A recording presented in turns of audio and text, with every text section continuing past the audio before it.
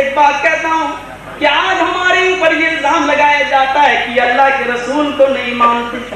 اب میں آپ سے پوچھنا چاہتا ہوں کہ آپ کیا جواب دیں گے اگر کوئی آپ سے پوچھے کہ آپ اللہ کے نبی کو مانتے ہیں یا نہیں مانتے؟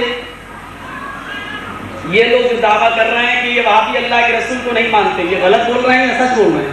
ہماری طبیعت تھوڑی سی اندر سے خراب ہے. آج آپ لوگ بولیے، تقریر کے انداز میں نہیں سنیے، آج سمجھنے کے انداز میں سنیے. بتائیے کہ اللہ کے رسول کو، یہ لوگ جو کہتے ہیں کہ یہ نبی کو نہیں مانتے، تو یہ غلط بولتے ہیں یا صحیح بولتے ہیں؟ غلط. لیکن میں کہتا ہوں کہ یہ صحیح بولتے ہیں. یہ بالکل ٹھیک ہے. یہ تو کہہ رہے ہیں کہ اللہ کے رسول کو وہابی نہیں مانتے، میں کہہ رہا ہوں یہ بالکل صحیح کہتے ہیں. میں اس شخص کو جواب دینا چاہوں گا وہاں جدید انصاری کو اہل حدیثوں سے. اس نے سوال کیا گیا کہ اس نے اپنی تقریر میں کہا کہ ہم پہ سوال ہوتا ہے کہ اہل حدیث رسول کریم صلی اللہ علیہ وسلم کو نہیں مانتے ہیں. تو اس نے آگے بڑھتے ہوئے کہا کہ ہاں یہ بات سچ ہے کہ اہل حدیث رسول کریم صلی اللہ علیہ وسلم کو نہیں مانتے. There are total 5 pillars of Islam. اسلام کی بنیاد 5 چیزوں سے ہے. اس میں پہلی چیز آتی ہے توحید.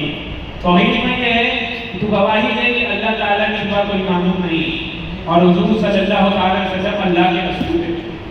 اور توحید و ایمان کی بنیاد کی جو 5 چیزیں ہیں ان کی ذرے برابر کی گستاخی کرنے والا شخص ایمان سے خارج ہو جاتا ہے، کافر ہو جاتا ہے.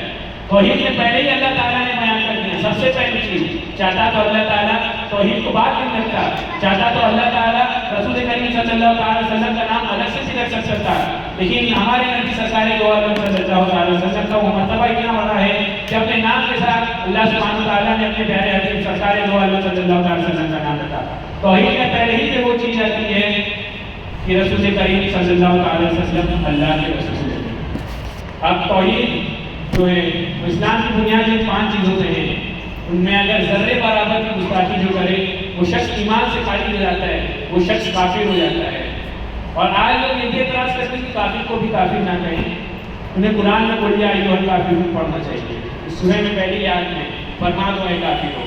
لوگ کہتے ہیں کہ دوسرے سے دین کیوں نہیں مانو، مندر میں بھی رہے مسجد سے کیا اعتراض ہے؟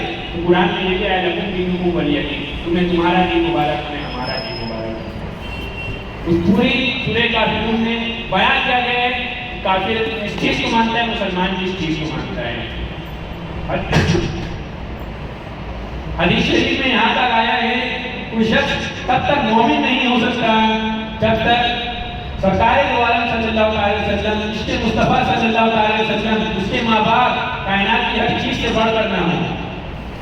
تو الحمدللہ ہم سنیوں کو اللہ تعالیٰ نے عطا کیا ہے، ہم سنیوں کے دل میں اس کے محمد مصطفیٰ صلی اللہ علیہ وسلم.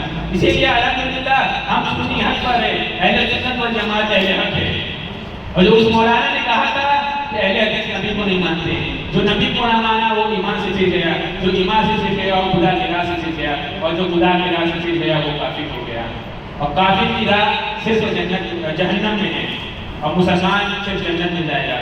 نبی کریم صلی اللہ علیہ وسلم نے بتایا کہ بنی اسرائیل 72 فرقوں میں بٹی تھی، ان کی امت 73 فرقوں میں بٹ جائے گی اور 73 میں سے 72 جہنمی رہیں گی، اس میں سے ایک جنتی رہے گا. اور ایک کی نشانی یہ بتائی تھی وہ اس راستے پر قائم رہے گا جس میں سرکار دو عالم صلی اللہ علیہ وسلم اور ان کے صحابی رسول تھے. اور کسی بدعقیدے نے حق کو کوئی انکار نہیں کر سکتا ہے.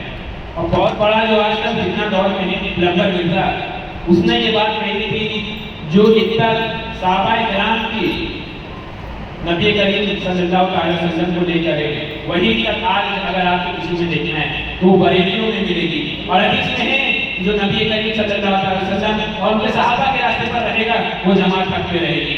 تو فتنوں کا سب سے بڑا آج کے دور میں چلنے والا فتنہ پلمبر مرزا نے اس بات سے اقرار کر دیا کہ صحابہ کے راستے پر چلنے والا سنی ہے، صحابہ کے راستے پر چلنے والا بریلوی ہے. اسی مارے الحمدللہ ہم سب فخر سے کرتے ہیں انا سنی انا حنفی انا بریلوی. آپ سب کی زور سے بولیے انا سنی انا حنفی انا بریلوی.